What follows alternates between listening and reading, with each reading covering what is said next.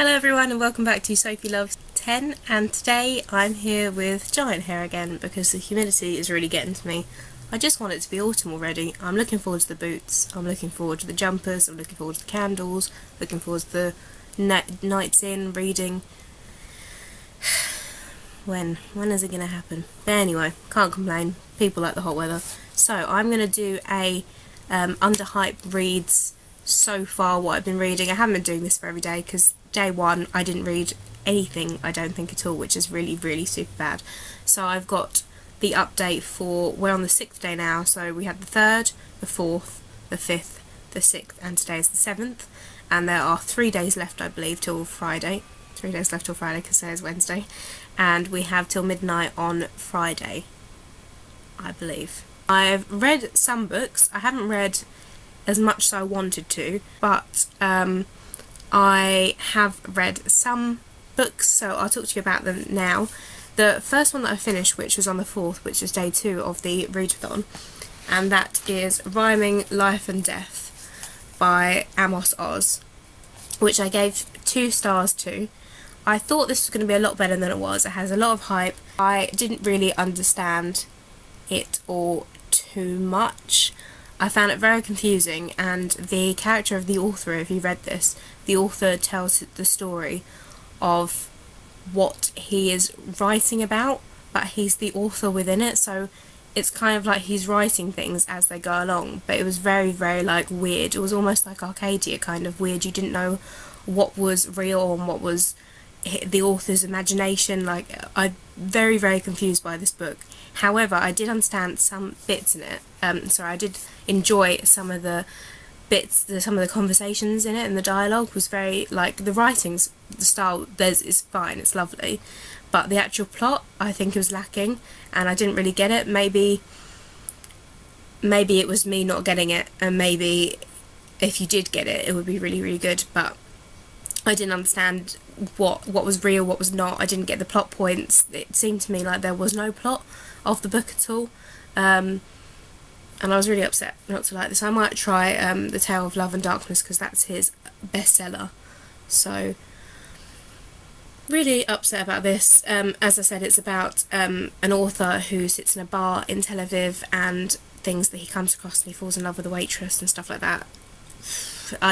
I didn't really understand it at all, so I feel like I'm not really qualified to say anything about it, so that one is only small. So the next one I read was another one of the small ones. I was trying to get all the short books out of the way first and then go on to the big ones if I had time. That was my goal. And this is Lyra's Oxford. I gave this 4 stars on Goodreads. I thought it was a cute insight to everyday, like, Lyra in her world. So we're not going to, like, all of the other places or travelling around with her. This is literally where she lives in Oxford, so we get like a little insight, a snippet of her actual life, like everyday life, and not the adventurous wonders that she goes on.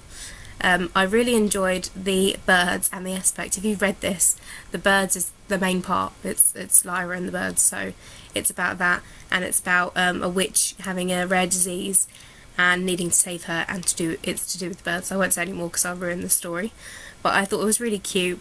It's only a tiny book, and there's a map inside it as well, which I was looking at. It's the Globetrotter map, so I was looking at that. There's also some really random bits in the back about a cruise ship,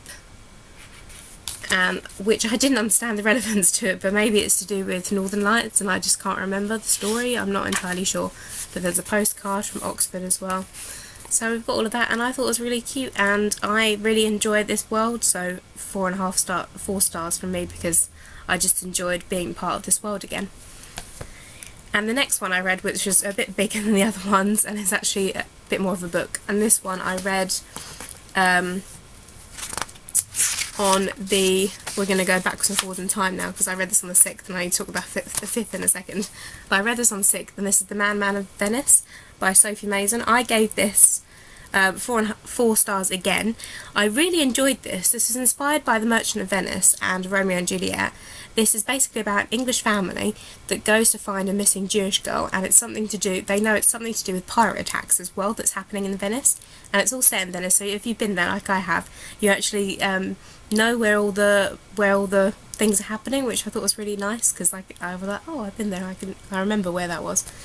There was some really, really good plot twists in this book. I really enjoyed some of the things that happened, and I really enjoyed the storyline. And I thought there's a really, in this, I actually bunny-eared the page, sorry if you don't like that. There's a really, really nice female empowerment speech. Bear in mind it's set in the 1602.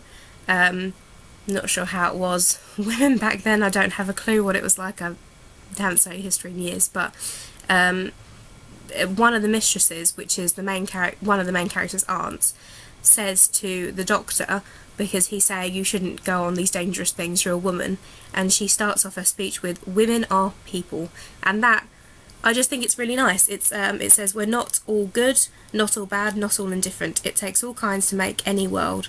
Now then, if you have stopped lecturing us on your own sex, and then she goes on to talk about things they need to get up to, which I thought was really nice, because you don't see a lot of that in books. A lot of the time the characters, there won't be a character that's very sexist, or they'll try and like skirt around the subject more, but this was a blatant sexist remark and a woman pushing him to the side, which I really enjoyed and I thought was good in this.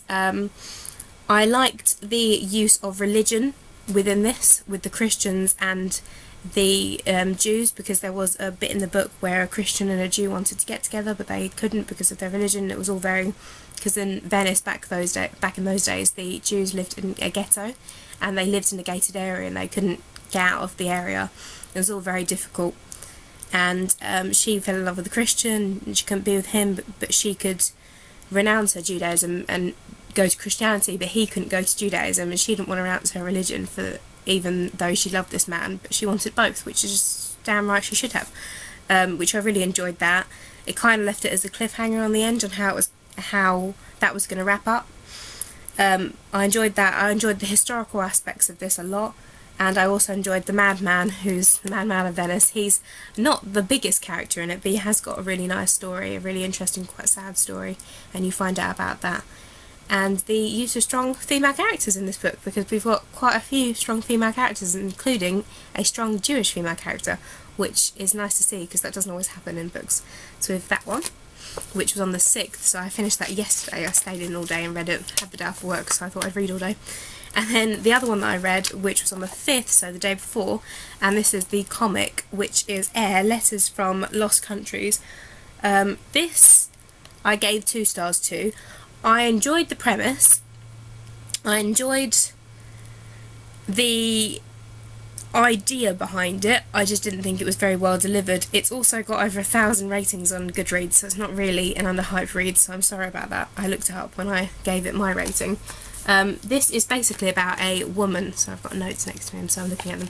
This is basically about a woman, air stewardess, who's afraid of heights, and she gets into this weird, unknown terrorist kind of group that one guy is part of a floating city, and they're trying to keep it hidden, and some people want it exposed, and this one person who's from this city called Zane, who our character falls in love with, he turns up and he's like, I'm a Turkish guy from I'm a Muslim guy from and he comes in all these different costumes, and she's like, no, I know who you are, you're Zane, you're a guy that I've seen many, many times, but he keeps telling her like different lies about who he is, which was really weird and annoying because it was completely unnecessary.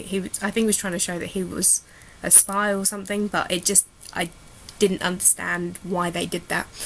And one thing that really, really bugged me is all women have the same face in this. So I will give you an example. So we have our main character. I just think they look the same. Like all the women's faces, they don't have a particularly... In fact, some of the men's faces, they all...